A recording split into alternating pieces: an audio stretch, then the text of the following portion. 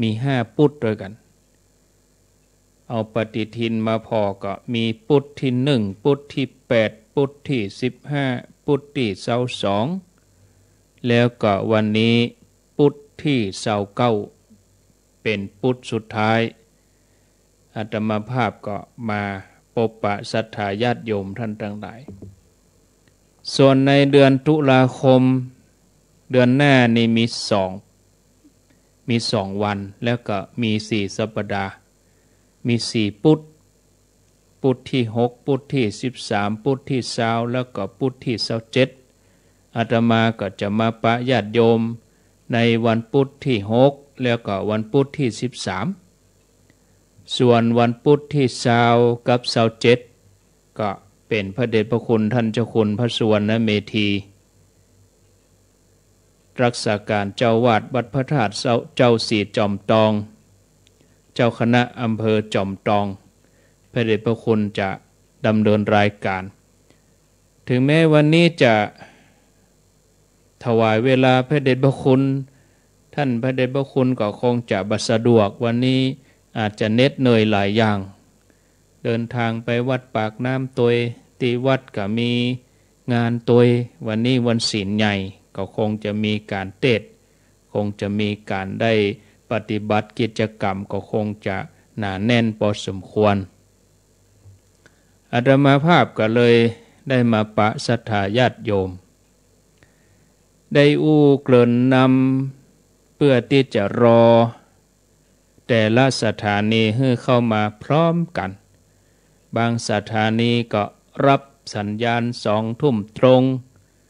บางสถานีก็รับสัญญาณ2 ทุ่ม12บางคลื่นบางสถานีก็รับสัญญาณ2 ทุ่ม15บางสถานีก็2 ทุ่ม20บ่เกิน2 ทุ่ม20เวลาเมื่อคืนอย่างนี้ตั้งแต่2 ทุ่มเป็นต้นไปจนถึง4 ทุ่มนี่มีตึงมดตึงมวล21 สถานีแล้วเดือนพฤศจิกายนนี่ก็แจ้งข่าวดีญาติโยมตังอำเภอแม่ใจจังหวัดพะเยา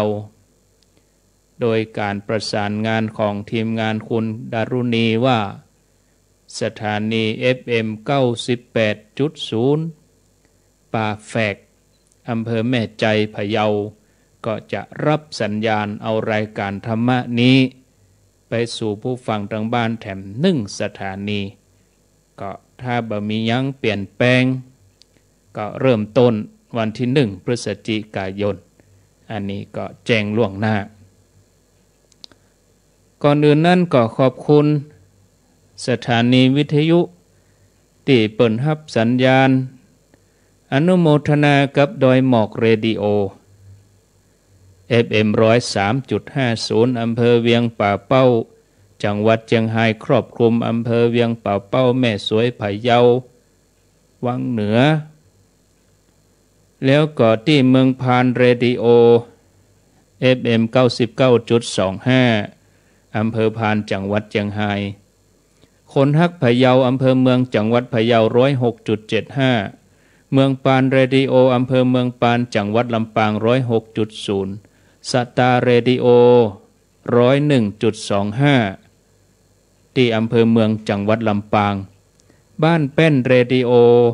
อำเภอเมืองจังหวัดลำพูน 96.25 สถานีวิทยุคนเมืองน่านอำเภอภูเพียงจังหวัดน่าน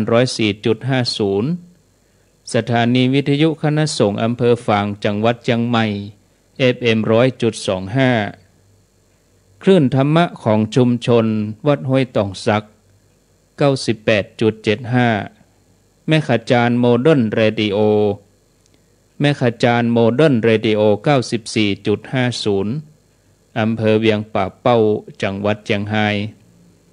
แม่วางเรดิโออำเภอแม่วางจังหวัดเชียงใหม่ 90.25 ซันโก้งเรดิโออำเภอแม่สายจังหวัดเชียงราย 90.25 บ้านต้าเรดิโออำเภอชัยปราการ 91.75 วิทยุชุมชนคนเมืองลี้อำเภอลี้จังหวัดลำพูน 103.75 สถานีวิทยุวัดฝายหินสถานีวิทยุเพื่อการศึกษาพระพุทธศาสนาและวัฒนธรรม FM 104.50 วัดฝายหินมหาวิทยาลัยเชียงใหม่สถานีวิทยุมนต์เสียงธรรมวัดบุพารามตำบลจางเครื่องอำเภอแม่แจ่มจังหวัดเชียงใหม่ FM 106.25 Radio Network 99.50 สถานีวิทยุวิทยาลัยเทคโนโลยีและการจัดการกฟผ.แม่เมาะลำปางกาลเกตเรดิโอ กาลเกตเรดิโอ 89.75 บ้านตุ่งฮงอำเภอเมืองแป้จังหวัดแป้กาลเกตเรดิโอ 89.75 สถานีวิทยุสัมพันธ์อำเภอเจียงแสน 106.25 สื่อสารสาธารณชนคนเจียงแสน FM 106.25 แล้วก็ที่วิทยาลัยสงฆ์นครลำปางมหาวิทยาลัยมหาจุฬาลงกรณราชวิทยาลัยวิทยาลัยสงฆ์นครลำปาง FM 106.50 ตั้งอยู่ณที่วัดบุญยวาสวิหารอำเภอเมืองจังหวัดลำปางในเมตตาปารมีธรรมของพระเดชพระคุณหลวงปู่พระราชธรรมาลังการที่ปรึกษาเจ้าคณะภาค 6เจ้าวาดวัดบุญยวาสวิหารเจริญปอนต้อนรับญาติโยมท่านสาธุชนทุกคนทุกท่านโดยเวลาประมาณ10 นาทีก่อน2 ทุ่มครึ่งตอนนี้2 ทุ่มกับเช้า10 นาทีนี่จะลองเช็คสัญญาณว่าญาติโยมอยู่ที่ไหนฟังทางใดก็เท่าใดก็ต้องอันเนาะอันนี้ถึงบักครอบคลุมทั้งหมดก็เอาเป็นว่าไผ่ฟังอยู่ก็บอกมาเนาะบอกว่าไกลว่าใกล้อย่างน้อยได้สถานีละคนก่อนยังแขวน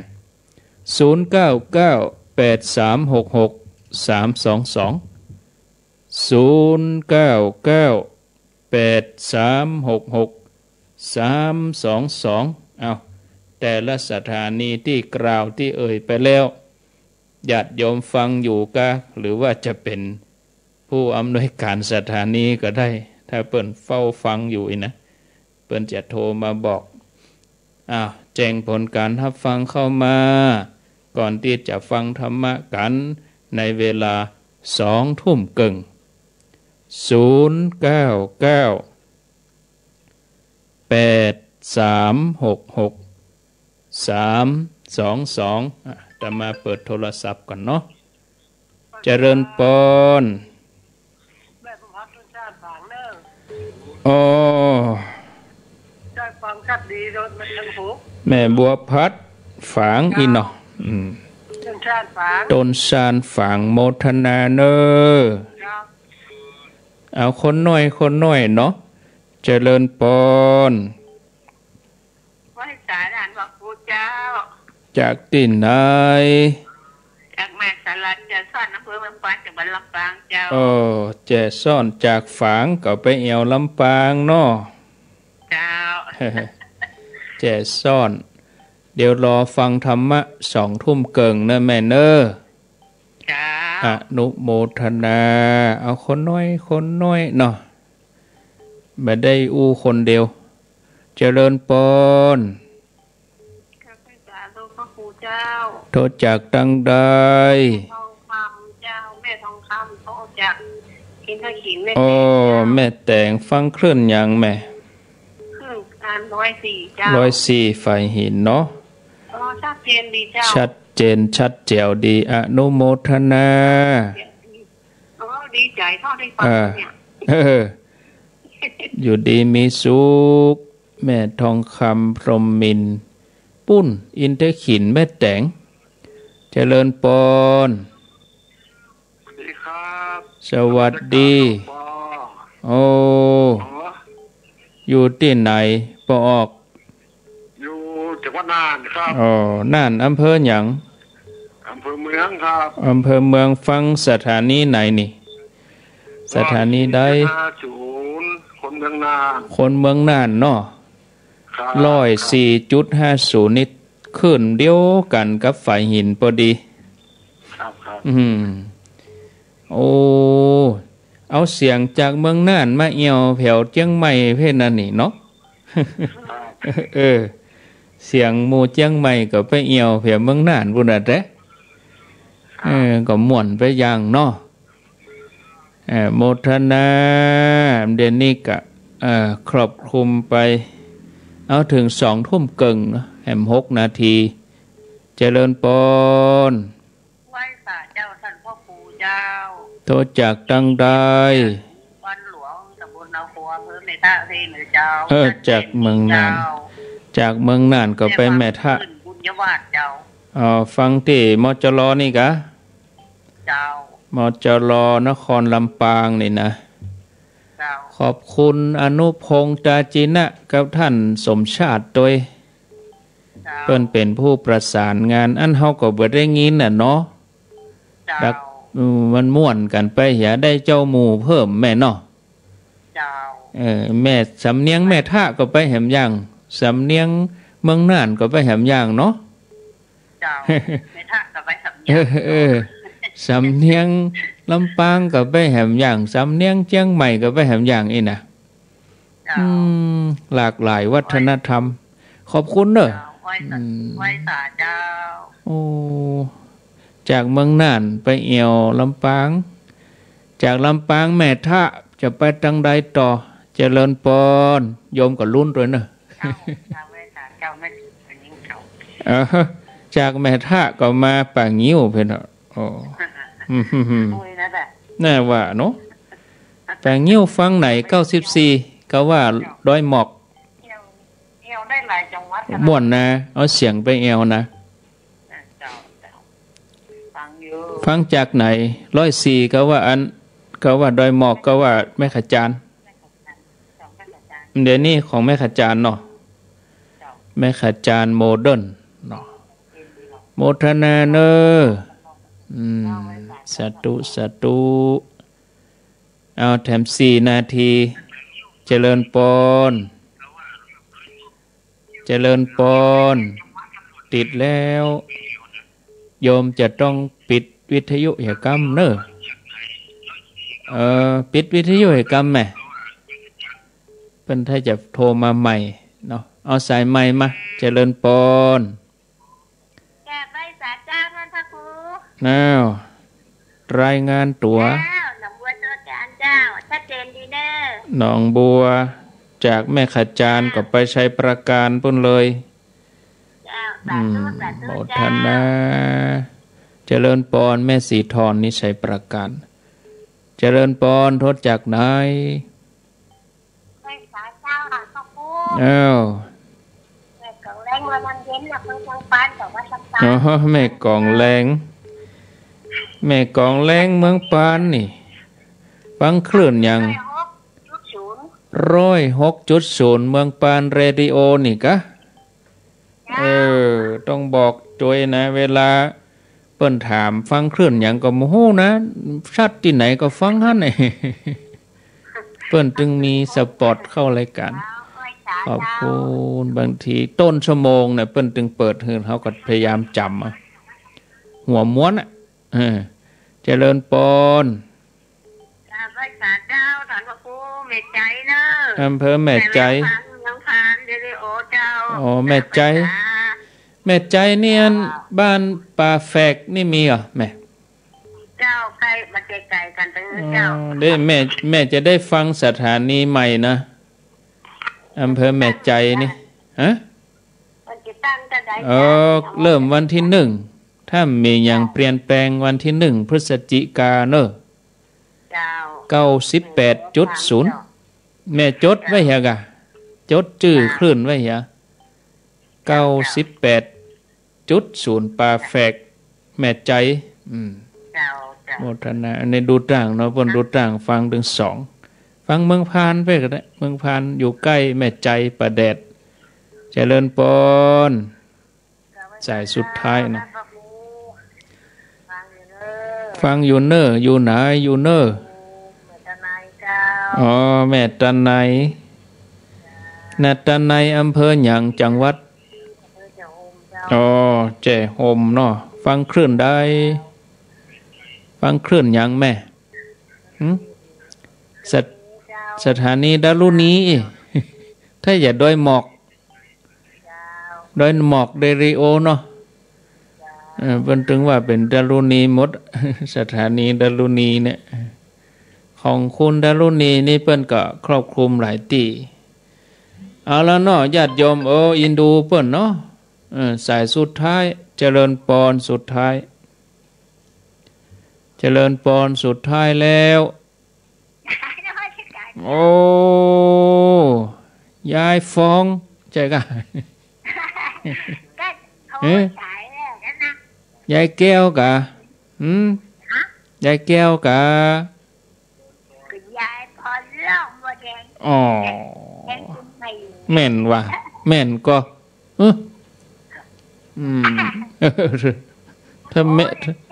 ฟังเสียงไข้หัวนี่แม่นอะถ้าสำเนียงนี่แม่นอะยายพรนี่เนาะยายพรร่องวัวแดงอ๋อดีแล้วกะเดี๋ยวนี้เสียงยายพรนี่นะเสียงยายพรนี่ไปแผ่วเมืองน่านไปแผ่วลำปางไปแผ่วพะเยาปุ่นเนอยายพรเนอม่วนก็ม่วนก็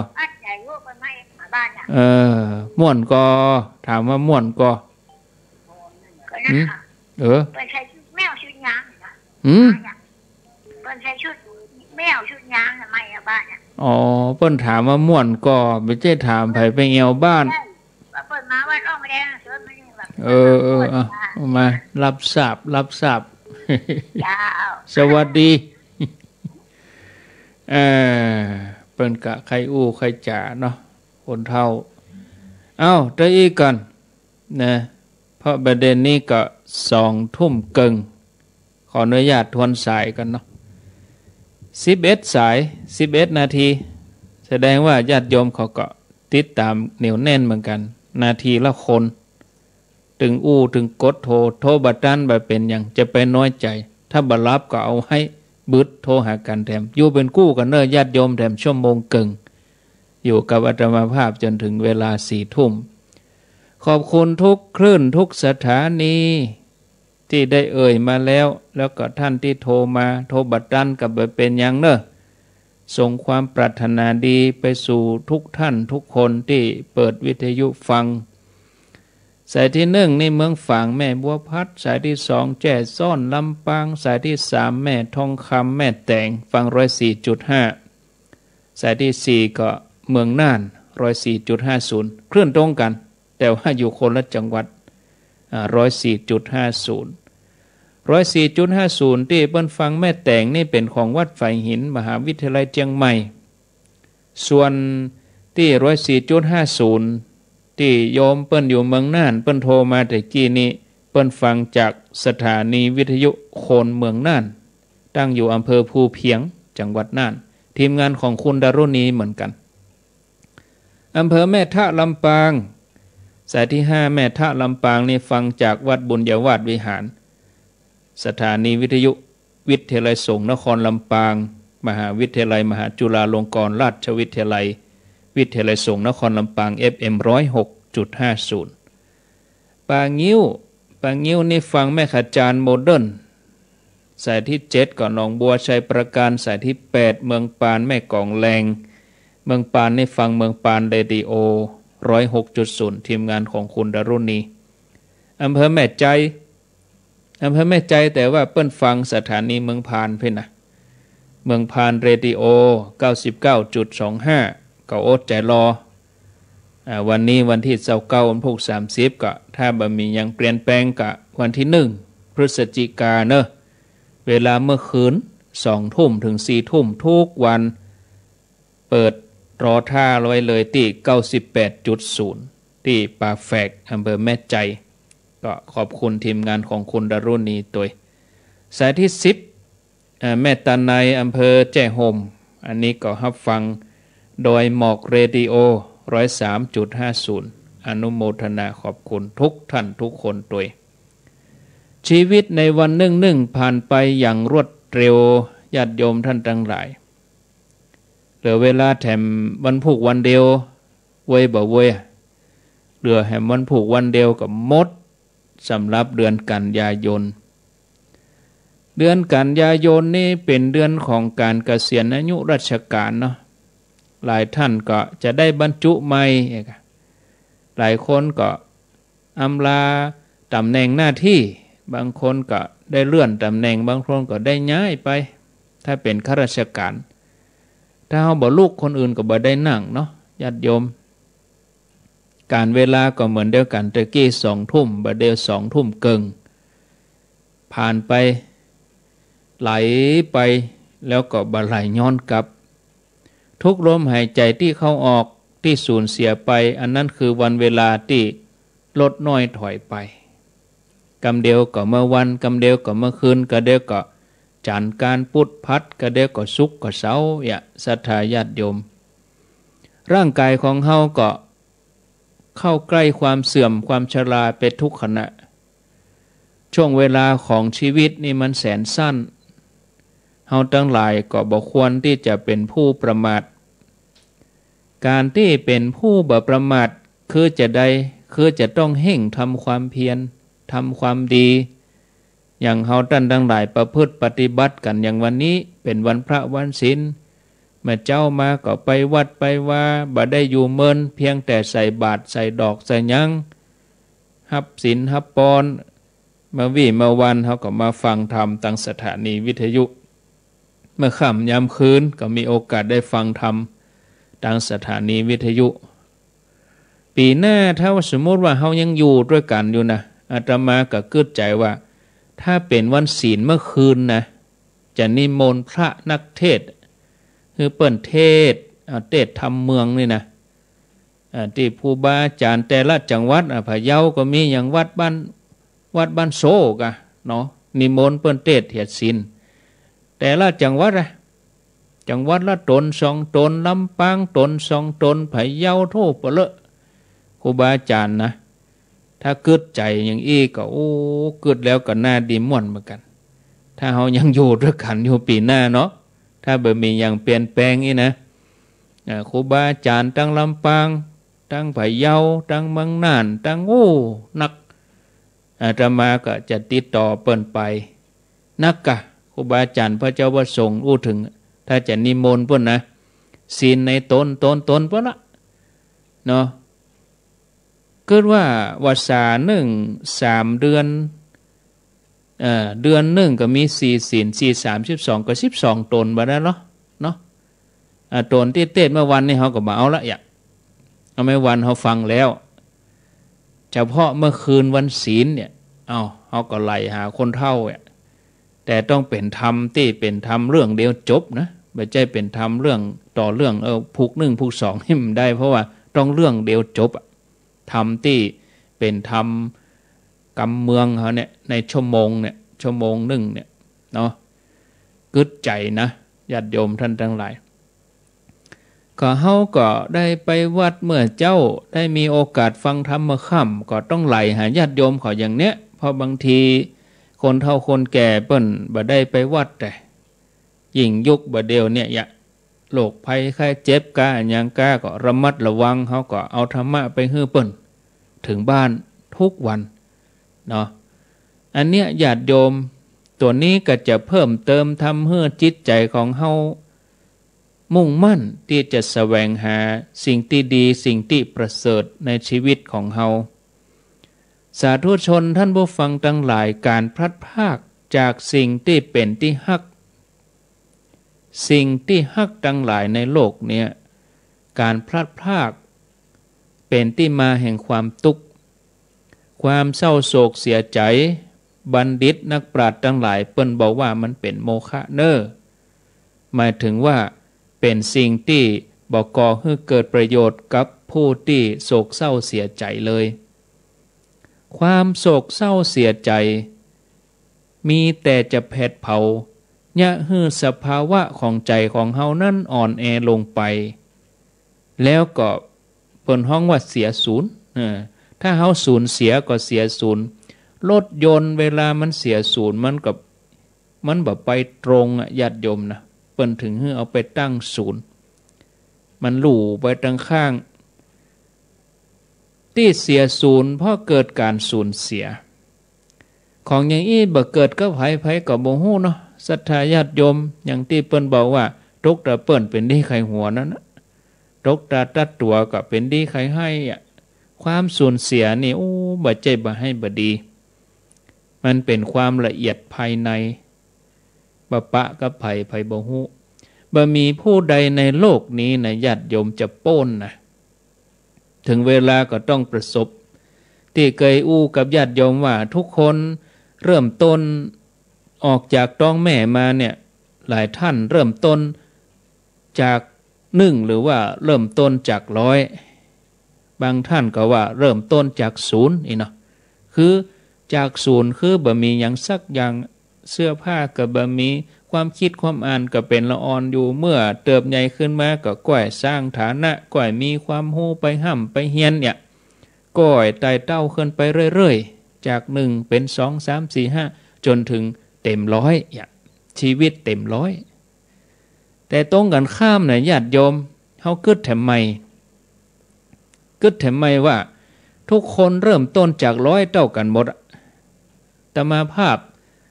ตีอยู่นี่ก็เริ่มต้นจาก100โยมทั้งหลายก็เริ่มต้นจาก100แล้วก็นับถอยลงไปลบออกไปทีละอันละน้อยจาก100เหลือ99จาก99 98ในที่สุดมาก็0เหมือนกัน0ก็คือหมดที่สุดมาเฮาก็บ่มีหยังสักอย่างเหมือนกันนั่นนะจากโลกนี้ไปหมดเลยความทุกข์ได้ครอบงำนะศรัทธาญาติโยมมีแต่ผู้ที่ปล่อยวางเรื่องราวต่างๆได้ต่ออันคนนั้นก็ถึงจะมีกำลังใจนะองค์พระสัมมาสัมพุทธเจ้าของเฮาพระองค์สรรเสริญผู้ที่ละความโศกเศร้าได้นะพระองค์ให้ความสำคัญแล้วก็ยกย่องผู้ที่สามารถเปลี่ยนใจเข้าสู่สภาวะเก่าได้เว้ยบ่แจ้เฮาไปจมปลักอยู่กับความโศกเศร้าหั่นเนี่ยเนาะอยู่ที่ไหนก็แปลงหน้ามองไว้นะ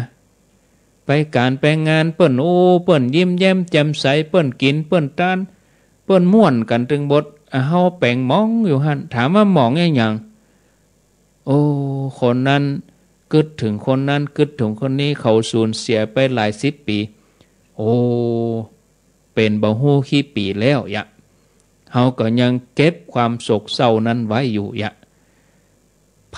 สามารถปรับใจเข้าสู่สภาวะเดิมได้เว้ยนี่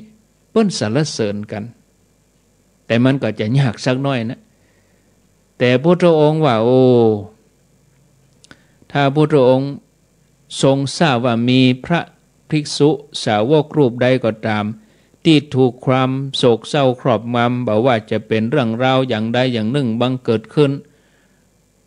องค์พระสัมมาสัมพุทธเจ้าพระองค์เปี่ยมด้วยมหากรุณาธิคุณบ่มีพระศาสดาองค์ใดในโลกพุทธองค์ก็จะเสด็จไปถอนลูกศรคือความโศกเศร้านั้นให้กับสาวกของพระองค์เพราะว่าพุทธองค์ทรงทราบว่าความโศกเศร้าบังเกิดขึ้นตัวนี้เป็นสิ่งที่ขัดขวางเส้นทางไปพระนิพพานจะเล่าเรื่องให้ญาติโยมท่านทั้งหลายได้ฟังเรื่องนี้เป็นเรื่องราวที่เกิดขึ้นในขณะที่พุทธองค์ประทับอยู่ที่วัดพระเชตวัน ได้มีท่านผู้เฒ่าคนหนึ่งฟังธรรมของพุทธเจ้าแล้วก็เกิดศรัทธาแห่งกล้าท่านผู้เฒ่าคนนี้ก็ออกบวชในยามที่ตัวเก่าอายุนักคือชราแล้วถ้าบ้านเฮาก็ห้องตู้ปู่ห้องหลวงตาเนาะตู้ป้อขอโทษนะแต่เปิ้นเริ่มใสแห่งกล้าก็บวชเป็นหลวงตาอยู่ที่วัดพระเชตวันถึงแม้ท่านจะบวชตอนแก่นะญาติโยม แต่ท่านก็มีข้อวัดปฏิบัติศีลาจารวัตติงดงามน่าเลื่อมใสเนื่องจากตัวท่านตระหนักว่าเวลาแห่งการบำเพ็ญเพียรเพื่อแสวงหามกธรรมของตัวเองเหลือน้อยขนาดน้อยไปเต็มทีเหมือนตะวันพระอาทิตย์ที่ใกล้อัสดงคำว่าใกล้อัสดงคือใกล้ตกลงพระอาทิตย์อัสดงใกล้ตกลงแล้วท่านก็เลยเป็นผู้ที่บ่ประมาทในกิจวัตรแล้วก็มาปฏิบัติก็ทำให้ท่านเป็นที่ฮักของศรัทธาญาติโยมแถวนั้นหรือว่าโยมเวลาไปทำบุญที่วัดพระเจตวันกับจังไปอู้กับหลวงตาเป็นที่ฮักเป็นที่เคารพของศรัทธาญาติโยมจนกระทั่งวันหนึ่งท่านก็ได้เฮื่อการบวชสามเณรตนหนึ่งสามเณรตนนี้บวชแล้วก็ได้อุปถากรับใจหลวงตาเป็นอย่างดีต้มน้ำฮ้อนน้ำฉันแล้วก็สามเณรนี่ก็ยังเป็นผู้ที่ฮักในการฝึกตนเองหูอันยังควรบ่ควรแม้จะถูกหลวงตาพร่ำสอนอย่างใดก็เคารพเชื่อฟังเป็นสามเณรที่ว่านอนสอนง่ายโสวัจจสตาบ่เป็นคนดื้อเป็นคนว่าง่ายบ่ว่าจะอยู่ที่ใดก็เป็นที่ฮักของครูบาอาจารย์เพราะเขามีคุณธรรมติดตัวมาคือเป็นคนที่อ่อนน้อมถ่อมตนคุณธรรมข้อนี้นี่ศรัทธาญาติโยมเมื่ออยู่กับคนใดคนนั้นก็จะเป็นที่ฮักของมนุษย์และเทวดาทั้งหลายสามเณรน้อยตนนี้ก็เป็นที่ฮักของทุกคนวันหนึ่งสามเณรล้มป่วยบ่สบายกระทันหันแล้วก็เป็นโรคที่บ่สามารถจะรักษาได้ในที่สุดสามเณรน้อยนี่ก็มรณภาพเมื่อเหตุการณ์นี้เกิดขึ้นก็ย่าฮือหลวงตาผู้ที่เอาสามเณรมาอยู่ตัวเน้นก็ได้อุปถากดูแลโอ้หลวงตานี่ก็ยากที่จะหักห้ามใจถึงแม้หลวงตาจะบวชมาหลายวาษาแล้วก็ตามก็ให้อยู่อินดูเนนหลวงตานี่ก็เดินไปให้ไปตัวน่ะให้วันค่ำฝ่ายภิกษุทั้งหลายหันความโศกเศร้าของหลวงตาก็เลยปากันอูจาในโรงธรรมสภาว่าโอ้ดูก่อนท่านผู้มีอายุทั้งหลายหลวงตารูปนี้เตียวไปตัวให้ไปตัวเป็นดีอินดูเพราะว่าสามเณรที่เคยอุปถากท่านสามเณรรูปนั้นได้มรณภาพไปกทันหันโอ้สงสัยหลวงตาจะบ่ได้เจริญมรณานุสติเสียละกาต่อมาเมื่อองค์พระสัมมาสัมพุทธเจ้าพุทธองค์เสด็จมาถึงโรงธรรมสภาพุทธองค์ได้ฟังหัวข้อการสนทนาธรรมพระองค์ก็ตรัสว่าโอ้ดูก่อนภิกษุทั้งหลายบ่ใจมีแค่บ่เดียวนี้เน้อที่เหตุการณ์อย่างนี้เกิดขึ้นทำนองนี้แม้แต่ในอดีตชาติที่ผ่านมาก็เคยเกิดขึ้นมาแล้วความโศกเศร้าที่บังเกิดขึ้นบ่ได้ก่อเกิดประโยชน์อันอย่างเลยกรรมนั้นพระสงฆ์ที่นั่งอยู่หั่นก็ดักปิงรอให้พระพุทธเจ้าเล่าต่อเมื่อได้ฟังอย่างนั้นภิกษุทั้งหลายก็ปากันทูลพระพุทธเจ้าว่าข้าแด่พระองค์ผู้เจริญเรื่องราวที่พระองค์ตรัสโดยย่อนั้นมีความเป็นมาอย่างใดพระเจ้าข้าขอองค์พระสัมมาสัมพุทธเจ้าพระองค์โปรดแสดงเนื้อความนี้ขยายความแก่ข้าพระองค์ทั้งหลายได้ทราบเพื่อเป็นประโยชน์เกื้อกูลต่อการประพฤติพรหมจรรย์ให้บริสุทธิ์บริบูรณ์จากนั้นองค์พระสัมมาสัมพุทธเจ้าพระองค์ก็ตรัสนำเรื่องอดีตมาเล่าว่าเมื่อตอนที่ พระพุทธเจ้าตถาคตเจ้าได้ปั่มเป่งปารมีเป็นโพธิสัตว์เกิดเป็นพญาอินทร์คือท้าวสักกะเทวราชอยู่บนสวรรค์จันดาวดึงส์สมัยนั้นมีพราหมณ์คนหนึ่งมีฐานะค่อนข้างที่จะดีอาศัยอยู่กาสีนิคมเมื่อเขาได้ครองเรือนมาเมินก็หันตุกหันโทษการครองเรือนว่าการครองเรือนนี้เป็นวิถีที่อับบ่ใช่วิถีที่สว่างเป็นที่มาแห่งทุลีกิเลสควรที่จะแสวงหาหนทางความหลุดพ้นพราหมณ์ผู้นี้ก็เลยตัดสินใจทิ้งความสะดวกสบายในวิสัยคฤหัสถ์ได้สละออกบวชเป็นฤาษีปั้มเป่งปรมีบำเพ็ญเพียรอยู่ในป่าอยู่อย่างสงบโดยความสันโดษฉันเพียงผลหมากหลากไม้หัวมันอยู่ในป่าเป็นอาหารบัดเจ้าแต่นั้นก็ยังประพฤติข้อวัดปฏิบัติเคร่งครัดอยู่มาวันหนึ่งพระฤาษีได้ออกเดินบินไปรอบๆไม่ใช่บิณฑบาตนะพอจะว่าบิณฑบาตละเคยอู้เรื่องของพระสงฆ์ตลอดวันหนึ่งฤาษีได้เดินไปรอบๆบริเวณที่พักอาศัยเพื่อเสาะหาผลไม้ตามปกติฤาษีตนนี้ก็ได้หันลูกช้างตัวหนึ่งอยู่อย่างโดดเดี่ยวดายบ่มีแม่ช้างดูแลฤาษีก็เกิดความฮักเหมือนลูกของตนก็เลยเอาช้างนี้มาเลี้ยงในอาสมฤาษีเลี้ยงช้างเหมือนดังลูกของตนตั้งชื่อว่าโสมทัตตะกินหญ้ากินอ้อยอยู่ใน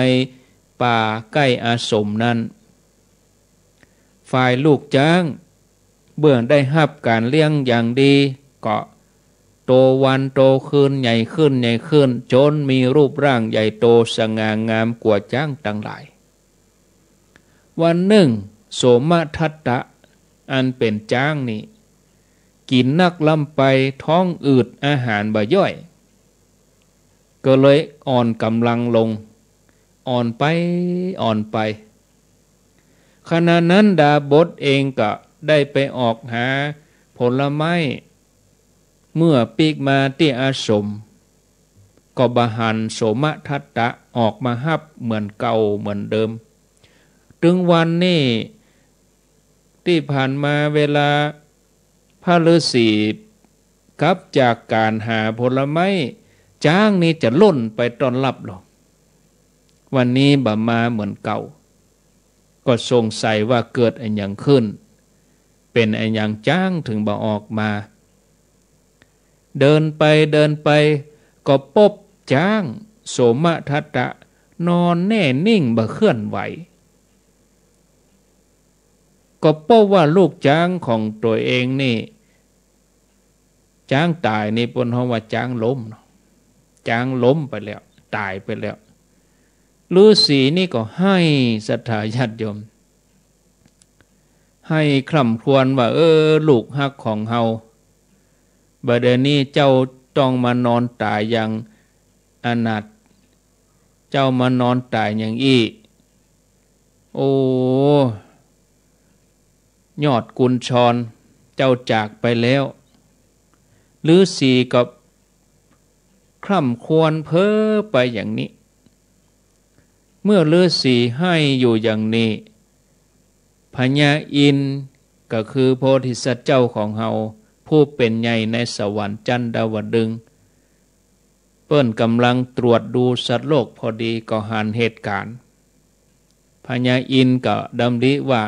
ดาบสตนนี้อุตส่าห์ทิ้งครอบครัวมาบวชเดี๋ยวนี้มาคร่ำครวญหาลูกช้าง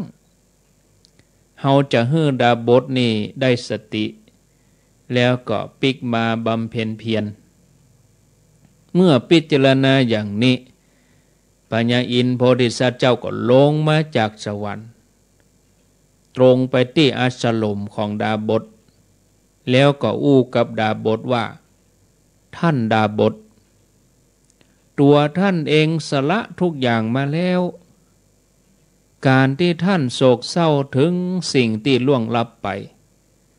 เป็นการบ่เหมาะบ่ควรบ่สมเปิงอย่างท่านเป็นนักบวชเลยท่านสาธุชนท่านทั้งหลายด้วยความที่กระแสแห่งความโศกกำลังไหลเชี่ยวเนี่ยฮือฤาษีนี่กึดบัดดันก็เลยตอบสวนไปทันทีว่าท่านท้าวสักกะความฮักย่อมเกิดขึ้นในดวงใจของมนุษย์แม้แต่สัตว์เดรัจฉานเพราะมีโอกาสได้ใช้ชีวิตอยู่ร่วมกันระหว่างตัวข้ากับช้างทำให้ตัวอาตมาภาพบ่สามารถจะหักห้ามความโศกเศร้านี้ได้โดยหัวใจของกัลยาณมิตรโพธิสัตว์เจ้าปรารถนาจะให้ฤาษีหักห้ามความโศกเศร้าได้โพธิสัตว์เจ้าก็อันเป็นพญาอินทร์นี่ก็ตรัสว่าสัตว์ทั้งหลายมีมากมายที่ร้องไห้ถึงคนที่ตายไปแล้วแต่ท่านฮู้ก็การร้องไห้เศร้าโศกนั้นสัตบุรุษเปิ้นว่าเป็นโมฆะของชีวิตคือเนี่ยเฮือชีวิตจิตใจมัวหมองหากท่านปรารถนาที่จะเฮือใจสดใส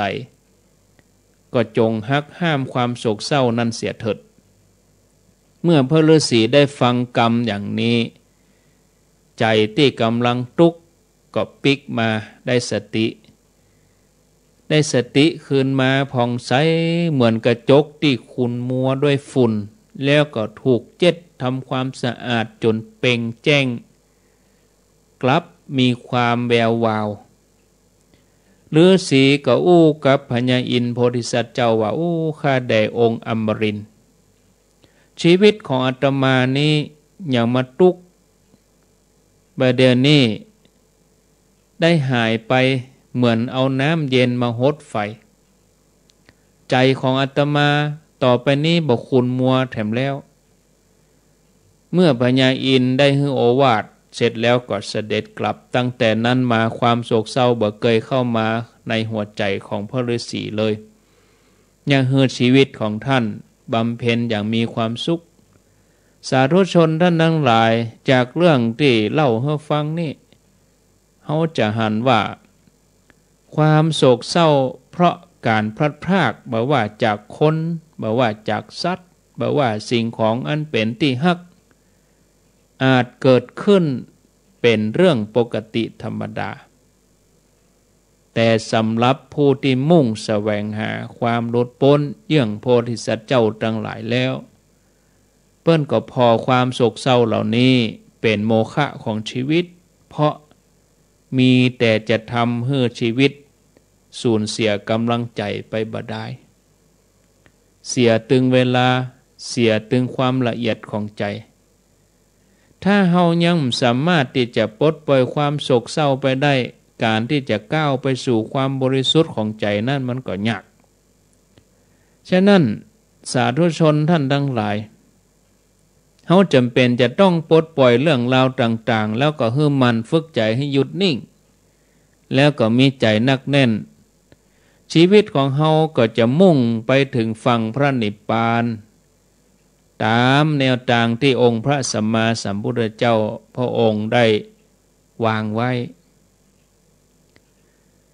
การได้อัตภาพความเป็นมนุษย์นั่นนี่องค์พระสัมมาสัมพุทธเจ้าพระองค์ตรัสว่าเป็นการยากแต่การที่จะดำรงภาวะความเป็นมนุษย์ให้บริบูรณ์ได้นี่ซ้ำยากกว่าบางทีเราได้อัตภาพของความเป็นมนุษย์แล้ว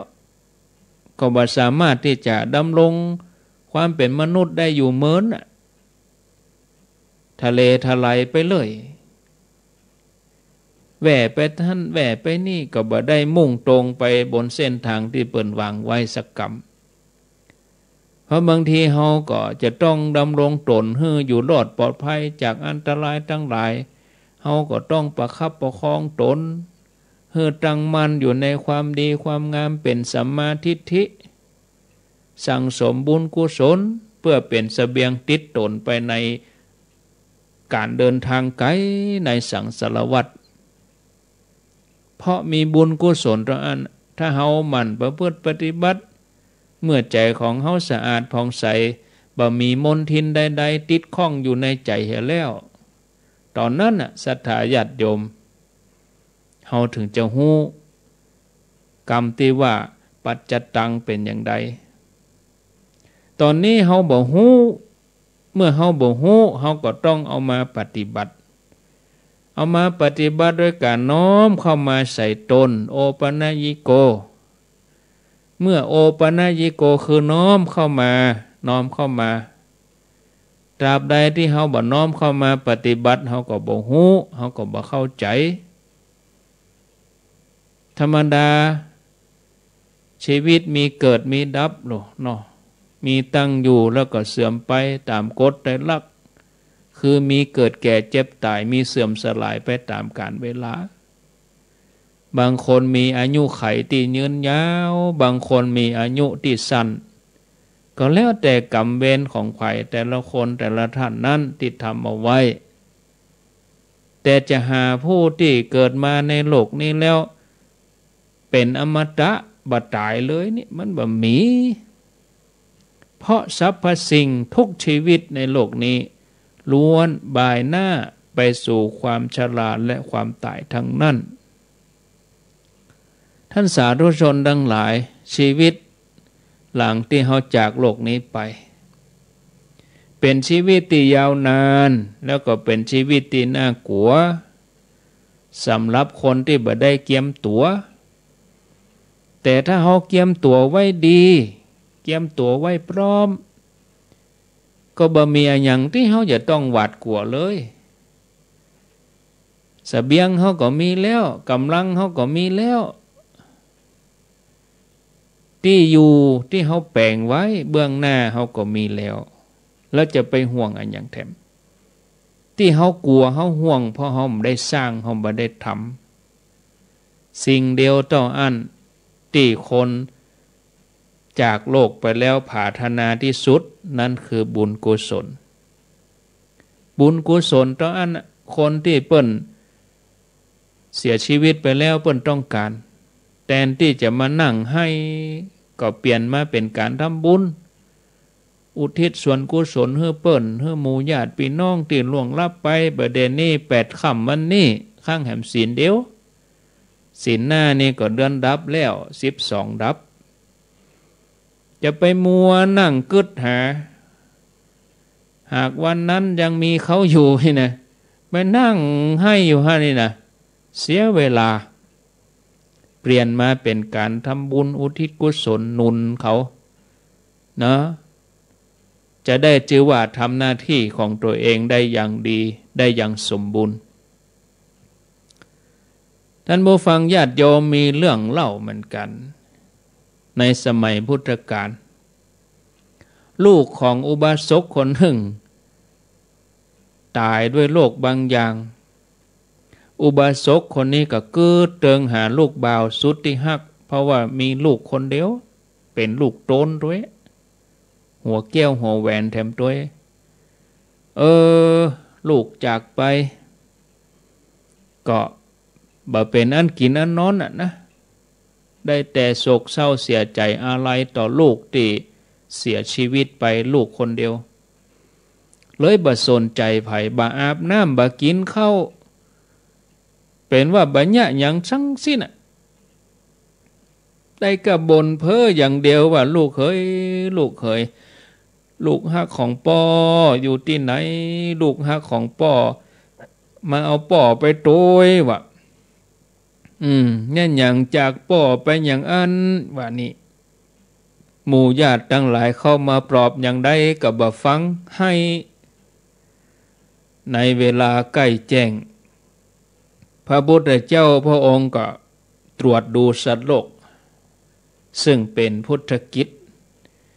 เวลาดึกๆนี่เปิ้นตอบปัญหาเทวดาใกล้แจ้งมาเปิ้นก็ตรวจดูสัตว์โลกญาติโยมเวลาเฮาตื่นเจ้าๆนะต ตีสามตีสี่เนี่ยเฮาสวดมนต์เนอะลุกมาจะไปทำอย่างอื่นเตื้อถ้าเฮานอนบ่หลับนะผู้ใดเห็นธรรมผู้นั้นเห็นเรานะบอกกองเฮาสวดปุ๊บถ้ามันพว้ามันแจ้งขำหั่นนะแจ้งนิ่มคือไม่ใช่หมายความว่าอากาศมันแจ้งคืออันนั้นมันแจ้งโดยธรรมชาติตีนฟ้าโยกนะมันโดยธรรมชาติแต่ว่าตีสามตีสี่เวลาเขาสวดไปเขาเข้าถึงรัตนตรัยเนี่ยเขาจะหันองค์พระพุทธเจ้าองค์พุทธะคือหู้ตื่นเบิกบานด้วยตัวเองของเขานะพระองค์ว่าบ่ได้ไปไหนนะญาติโยมถ้าเฮามันประพฤติปฏิบัติเนี่ยทีนี้เมื่อคืนเวลาญาติโยมขอนอนบ่หลับไปนอนกึดหันกึดนี่เอาลูกมากะนอนบ่หลับสวดมนต์หัวถึงมอนบ่มหลับเลยสบายทำให้เป็นอุปนิสัยอันนี้ก็เหมือนกันเวลาใกล้แจ้งพระพุทธเจ้าเปิ้นตรวจดูสัตว์โลกก็หันว่าอุบาสกคนนี้จะได้เป็นโสดาบันรู้นี่พระองค์ก็จะไปโพธิเขาเนี่ยบอกกองแจ้งแล้วบอกพระองค์ก็ไปบิณฑบาตที่หน้าบ้านของอุบาสกคนนี้หมู่ญาติทั้งหลายก็เฮ่งไปบอกข่าวว่าอันพระพุทธเจ้ามาอยู่หน้าบ้านท่านเนี่ยเปิดมากุมเข้าเองนะส่วนคนในบ้านก็ปากันกุลีกุจอต่างคนต่างเกียมขอบเกียมครัวจะได้ตานกับพระพุทธเจ้าแล้วก็นิมนต์พระพุทธเจ้าให้ไปประทับนั่งฉันภัตตาหารเขาก็ช่วยกันด่ากันแปลงดีใจพระพุทธเจ้ามาโพธิเมื่อพระองค์เสวยแล้วหมู่ญาติก็หิ้วปีกอุบาสกนี่มาเพราะว่าคือคนบ่เป็นอันกินอันนอนญาติโยมง่ายคือคนมดอะไรตายยากแห้งบ่มีป้ากันหิ้วปีกมาเข้าเฝ้าพุทธเจ้าแล้วเขาทั้งหลายก็กราบทูลพระองค์เพื่อทรงทราบเรื่องการสูญเสียลูกบ่าวอันเป็นที่ฮักของอุบาสกคนนี้พระพุทธเจ้าพระองค์ก็ตรัสว่าดูก่อนเนอะอุบาสกโบราณ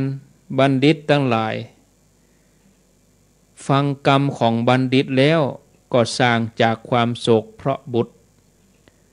ท่านได้ฟังธรรมจากสำนักตถาคตแล้วเป็นจะใด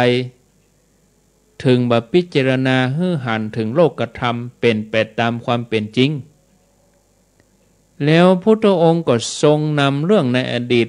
มาเล่าให้อุบาสกคนนี้ได้ฟังท่ามกลางคนทั้งหลายในบ้านได้ฟัง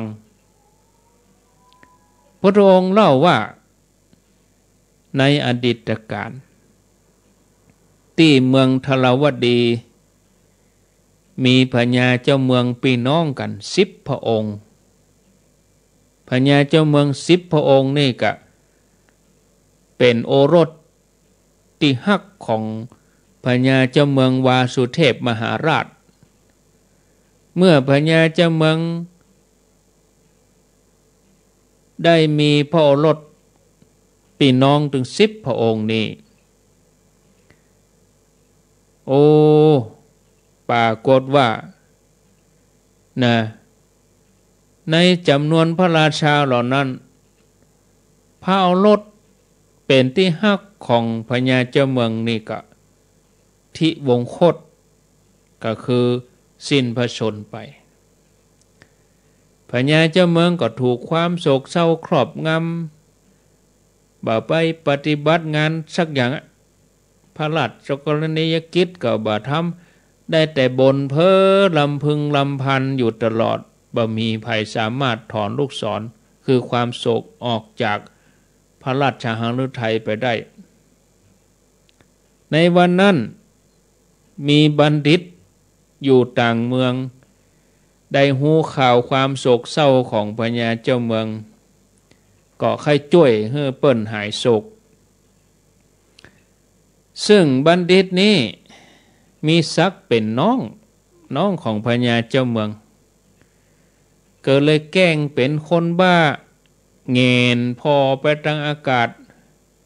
แล้วก็เตียวไปทั่วพระนครแล้วก็บอกว่าขอให้ท่านเอากระต่ายให้เฮาขอให้ท่านทั้งหลายเอากระต่ายให้เฮาคนตึงบ้านตึงเหมือนป้ากันแตกตื่นโอ้นอกจากพญาเจ้าเมืองจะเสียสติแล้วบัดเดี๋ยวนี้น้องก็มาเสียสติเป็นบ้าไปโดยอ้ายข่าวนี่ก็ล่ำลือกันไปทั่วเมืองอามาตย์นี่ก็ไปแจ้งข่าวการเสียชีวิตให้กับพญาเจ้าการเสียสติไม่ใช่เสียชีวิตอามาตย์นี่ก็ไปแจ้งข่าวว่าคนตั้งหลายเล่ากันว่าบัณฑิตอันเป็นน้องเสียสติไปแล้วเที่ยวไปตุ่มมู3 แยก 4 แยกไปเต็มมูกาดบอกว่าเอากระต่ายมาฮื้อกำเนี่ยพญาเจ้าเมืองฮู้อย่างอันเจ้าปี่ฮู้อย่างอันก็โอ้น้องเฮาเป็นบัณฑิตเป็นจะได้เตียวไปบนเพ้อก็เลยเสด็จลงมาจากปราสาทเข้าไปหาน้องกำมือน้องแล้วก็ถามน้องว่าเป็นจะใดน้องถึงเนี่ยเหมือนคนบ้าเอียวไปขอกระต่ายมีไหนนะกระต่ายอย่างใดอ้ายจะฮื้อสร้างแกะสลักจะเอากระต่ายทองคำกะว่าเอากระต่ายแก้วกระต่ายเงินกะว่าเอากระต่ายสังกะว่าเอากระต่ายไม้กระต่ายติดคำหยังอ้ายเป็นพญาเจ้าเมืองเอาฮื้อน้องได้น้องข้าได้กระต่ายอันยังบอกอ้ายมาผู้เป็นน้องได้ฟังอย่างอันก็ได้ช่องละก็บอกว่าโอ้ข้าพระองค์หม่อมฉันบาพาธนากระต่ายเงินกระต่ายคำอย่างแต่หม่อมฉันข้าได้กระต่ายที่มันอยู่บนเรือนปุ่นแน่กระต่ายบนดวงจันทร์เจ้าปี่ฮื้อได้ก็ขอพระองค์โปรดเอากระต่ายตัวนั้นมาฮื้อกำก่อนบ่อย่างอันชีวิตของหม่อมฉันนี่ก็คงจะบ่สามารถจะดำรงต่อไปได้เมื่อได้ฟังอย่างอันพญาเจ้าเมืองผู้เป็นอ้ายก็อึ้งไปเลยตกสะเกิดบ่คิดว่าโอ้น้องเฮาจะปรารถนาสิ่งที่เป็นไปบ่ได้อย่างนี้พญาเจ้าเมืองคิดว่าโอ้น้องเฮาเป็นบ้าแต่ลุนี่บนเพ้อจะเอากระต่ายบนดวงจันทร์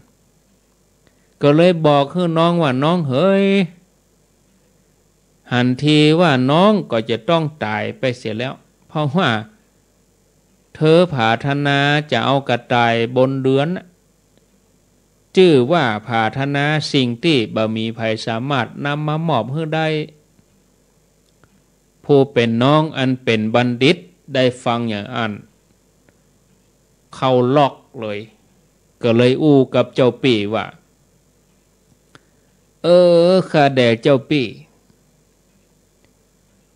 พระองค์ฮู้ว่าหม่อมฉันพาธนากระต่ายบนดวงจันทร์ซึ่งเป็นสิ่งที่บ่อาจจะนำมาได้เมื่อบ่ได้กระต่ายก็จะตายแล้วเป็นจะได้พระองค์เมื่อบ่ได้พระโอรสที่ตายไปแล้วจึงต้องโศกเศร้าตัวถ้าพระองค์สอนคนอื่นให้ทราบซึ้งในความสูญเสียเพราะเหตุใดทุกวันนี้พระองค์ยังโศกเศร้าถึงลูกที่ตายไปหม่อมฉันปรารถนาสิ่งที่หันอยู่ลูกนะกระต่ายอยู่บนเรือนก็หันอยู่เนี่ยพอหันอยู่เนี่ยแต่พระองค์นี่โศกเศร้าต้องการสิ่งที่บ่หันอะไรอย่างเลยพระโอรสจากโลกนี้ไปบ่หันอะไรอย่างเลยสักอย่างภัยกันแน่ที่เป็นบ้าปดโท บ่คล้องได้กรรมนี้มนุษย์หรืออมนุษย์บ่พึงได้ที่จะปรารถนาว่าขอลูกของเฮาที่เกิดมาจงอย่าตายเลยพระองค์จะพึงได้โอรสผู้บ่ควรได้แต่ที่ไหนพระองค์กันแสงโศกเศร้าถึงโอรสที่วงโคตไปแล้วซึ่งบ่สามารถจะนำคืนมาด้วยเวทมนต์ด้วยโอสถด้วยทรัพย์แม้แต่เอาทรัพย์ที่พระองค์ครองทั้งหมดไปซื้อมาพระโอรสก็บ่คืนข้าแด่เจ้าปี่คืนชื่อว่าความพลัดพรากสูญเสียนี้ภัยบ่อาจจะห้ามได้โดยทรัพย์โดยจาตุโดยวิชาโดยศีลหรือโดยเวทมนต์อันใดเมื่อผู้เป็นน้องเป็นบัณฑิตได้อูจบพญาเจ้าเมืองก็ได้สติขึ้นมาหายจากความโศกหายจากความโศกเศร้าคิดถึงพระโอรสหายปลิดทิ้งเลยนะก็มีจิตเลื่อมใสในบัณฑิตผู้เป็นน้องแล้วก็สรรเสริญว่าโอ้น้องได้ดับความกระวนกระวายในใจของอ้ายของปี่เธอได้บรรเทาความโศกเศร้าถึงลูกผู้ถูกความโศกเศร้าครอบงำอันผู้เป็นปี่นี้เฮาเป็นผู้มีลูกศรคือความโศกถูกถอนขึ้นแล้วเฮาจะบ่โศกเฮาจะบ่ร้องไห้ต่อไปองค์พระสัมมาสัมพุทธเจ้าพุทธองค์นำเทศนานี้มาสอนอุบาสกให้พิจารณาถึงความบัดเที่ยงของชีวิตแล้วก็ธรรมดาของไตรลักษณ์คืออนิจจังทุกขังอนัตตาก็ยังให้อุบาสกคนนี้ตั้งอยู่ปฏิบัติปล่อยใจไปตามกระแสธรรมในที่สุดก็บรรลุโสดาบันท่านผู้ฟังทั้งหลายเราจะหันว่าความพลัดพรากสูญเสียที่จากไปบ่ปิกมาแล้วบ่สามารถจะห้องปิกคืนมาได้พุทธองค์ก็เลยบ่ทรงสอนให้เสียเวลาไปนั่งร้องไห้คร่ำครวญพิไรลำพันถึงผู้ที่จากไปแล้วแต่ให้พิจารณาถึงความตายว่ามันเป็นธรรมดาของโลกและทุกคนต้องประสบพบเจอพร้อมทั้งสอนให้คนเฮาเฮ่งที่จะทำความดีแข่งกับเวลาที่เหลืออยู่นี้แข่งกับโรคภัยไข้เจ็บแข่งกับอายุสังขารตั้งอยู่ในความประมาทในชีวิตก่อนที่พญามัจจุราชอันเป็นเสนาใหญ่จะมาเอาชีวิตของเฮาไปฉะนั้นท่านทั้งหลายการที่ชีวิตของเฮาจะมอดไหม้ดับไปเฮาควรจะใจเวลาที่เหลืออยู่นี่ผ่านไปแต่ละวันให้เกิดประโยชน์สูงสุดโดยการสั่งสมบุญกุศลให้เต็มที่ชีวิตในภพชาติต่อไปเฮาก็จะได้ไปปะในที่ดีกว่าเดิมโดยบุญบารมีที่เฮาสั่งสมไว้บ่ให้มันขาดตกบกพร่องอันที่บ่มีก็ให้มันมีอันที่มีอยู่แล้วก็เพิ่มเติมเสริมเข้าไปเมื่อความชราหรือว่ามรณะภัยมาเยือนมาเตือนเฮาจะได้บ่ต้องมานั่งเสียใจเมื่อลุ้นว่าหู้อย่างอี้เฮาทำเห็นดีกว่าเฮาตานเห็นดีกว่าหู้อย่างอี้นะทีนี้เฮาทำแล้วเฮาปฏิบัติแล้วเฮาก็จะเกิดความสบายใจแล้วก็มั่นใจในการเดินทางไปสู่สัมปรายภพในภายภาคหน้าพร้อมกับยึดเป็นแบบอย่างในการสร้างบารมีของลูกหลานต่อไปศรัทธาญาติโยมท่านทั้งหลายเปลี่ยนบรรยากาศเนาะสาธุชนเปลี่ยนบรรยากาศไปถึง2 ทุ่มกึ่งแล้วก็แหมกึ่งชั่วโมงสุดท้ายก็มาฟังบรรยายแล้วก็ล่ำลากันเนาะเปลี่ยนบรรยากาศอาตมาอู้มากับค ตั้งแต่2 ทุ่มเกิงอ่ะตะกี้เริ่มเดือนนี้2 ทุ่มเช้าอ่ะเนาะญาติโยมก็เกือบ40 นาทีก็ฮะเนาะเกือบ40 นาที2 ทุ่ม 19 นาทีก็ตีเป็น2 ทุ่มเช้าไปเหี่ยนะถึงสถานีโดยหมอกพอดีโยมเปิ้นส่งเอามือไปต่ำใส่ไม้ขอโทษดังตึงตังไม้ตัวนี้ไม้มันดูดดีเฮาต่ำใส่สายมันน้อยมันก็ดังตึงตังมันดูดเสียงดีโทนี่นะแล้วก็บ่ฮู้เนอะเสียงที่ออกไปบ้านญาติโยมก็เป็นเสียงอย่างใดนี่ก็บ่ฮู้นะศรัทธาญาติโยมท่านทั้งหลายเนาะโยมเพิ่นส่งมากับอาตมาก็ว่าเข้าท่าดีเป็นเกล็ดความรู้อย่างหนึ่งอันนี้ถ้าคนที่อยู่ทางเจียงไฮ้อยู่ทางพะเยานี่เพิ่นจะรู้เรื่องดอยหมอกนี่นะถึงสถานีดอยหมอกอยู่ดอยหมอกก็เล่าเรื่องให้ฟังเห็นหน่อยศรัทธาญาติโยมท่านทั้งหลายดอยหมอกนี่ตั้งอยู่ตำบลสันสลีอำเภอเวียงป่าเป้าจังหวัดเชียงไฮ้แต่ก่อนเปิ้นเป็นเมืองแร่ซีไลท์ขนาดกลางเปิ้นไปค้นพบดอยหมอกเมื่อปี2512ว่ะคนที่ค้นปะดอยหมอกคือป้อนานดีอินตะคำแล้วก็ป้อดวงแก้วใจยะซึ่งเข้าป่าล่าสัตว์ไปไล่เราอิตเนาะแล้วก็ไปปะใส่ก้อนแร่โดยความสงสัยก็เลยส่งก้อนแร่นี้ไปให้กรมธรณีวิทยาพิสูจน์เมื่อเปิ้นพิสูจน์แล้วก็พบว่าอันนี้เป็นแร่ซีไลท์โลนี่อยู่ในกลุ่มของแร่ทังสเตนเปิ้นก็มาเสาะหากันกลุ่มแรกก็เป็นเจ้าบ้านเสาะมาปอกก้าเข้ามาซื้อแล้วระยะหลังก็มีบริษัท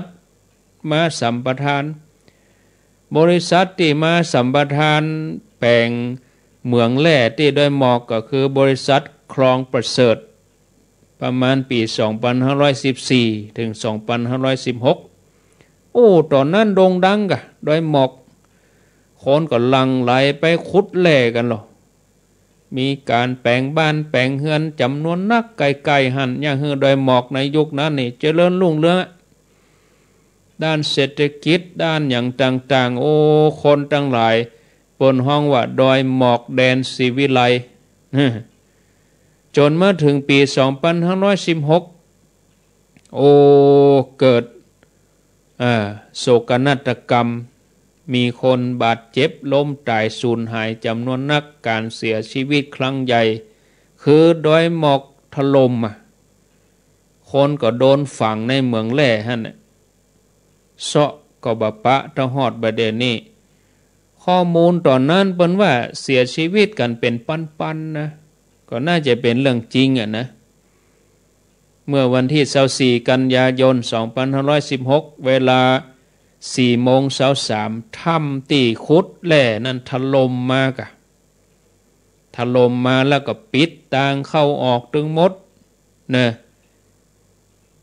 ที่เปิ้นค้นปะศพก็หลักร้อยท่านผู้ฟังจมอยู่พื้นดินบนแห่งจำนวนนักเพราะว่าเกิดภูเขาถล่มลงมาทับร่างคนที่ขุดหาแร่จำนวนนักเมื่อประมาณเดือนสิงหา2557ที่ผ่านมาในเปิ้นมีการทำบุญใหญ่ตานให้กับผู้ที่เสียชีวิตบนดอยหมอกแถมหลายปีต่อมาก็การขุดแร่นี่ก็น้อยไปมันก็บ่คุ้มค่ากับการใช้จ่ายเพิ่นก็เลยหยุดกันเมืองแร่ที่ดอยหมอกนี่ก็ปิดตัวลงไปก็เลยย่างฮื้อดอยหมอกกลายเป็นตำนานนี่ท่านผู้ฟังญาติโยมเนี่ยสถานีดอยหมอกเรดิโอนี่นะก็คืออยู่บ้านตรง5ใกล้บ้านตรง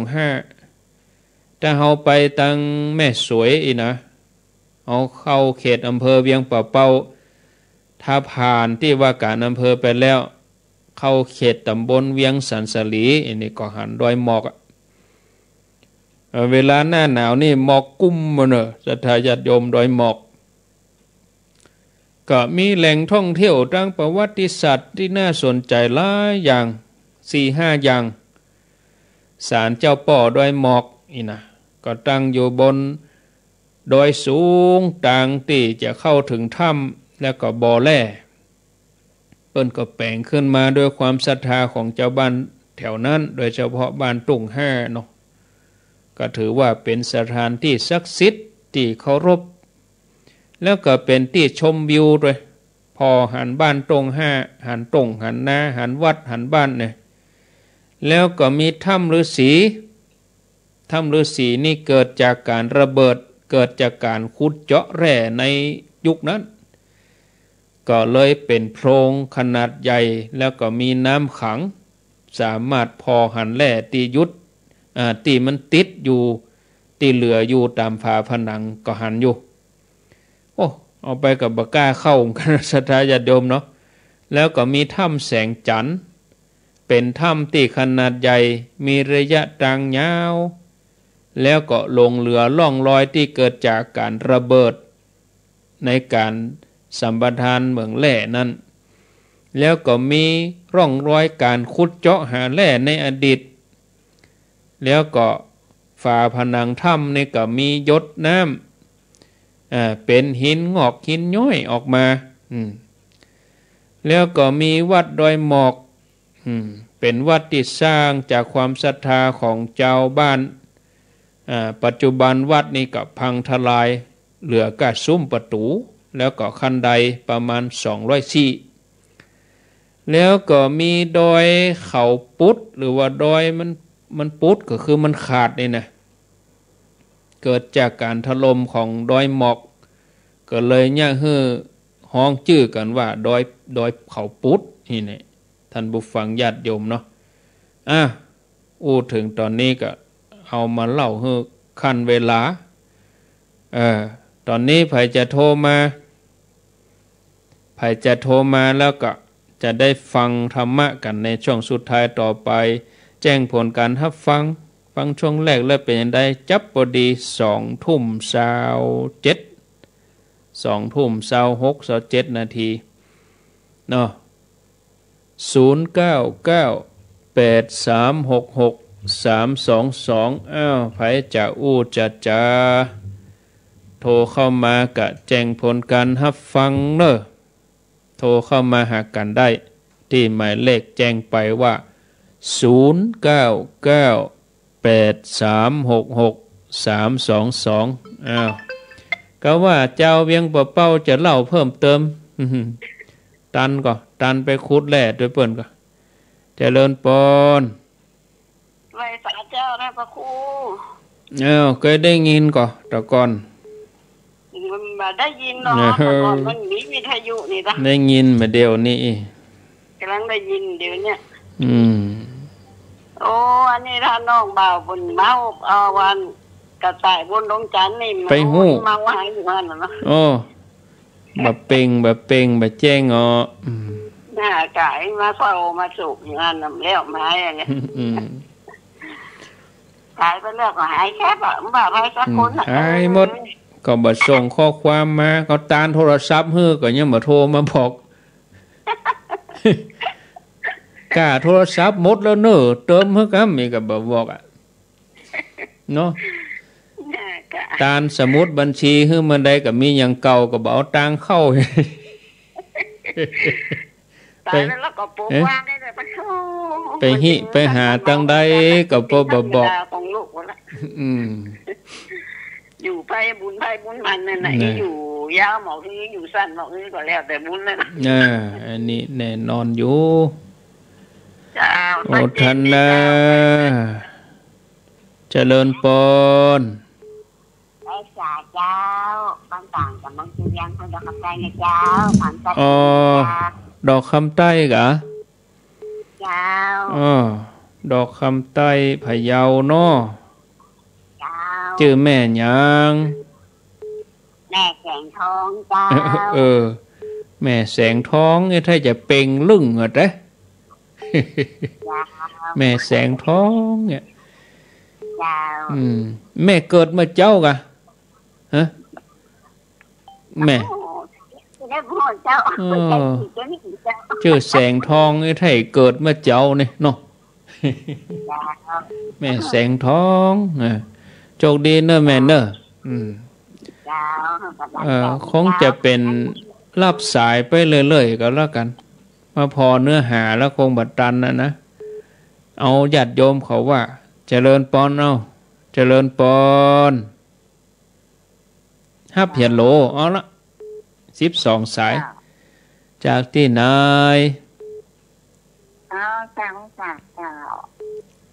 ที่ไหนก็เสมิงอ๋อแม่สาบเสมิงเนาะอ๋อแม่สาบเสมิงฟังชัดดีฟังสถานีไหน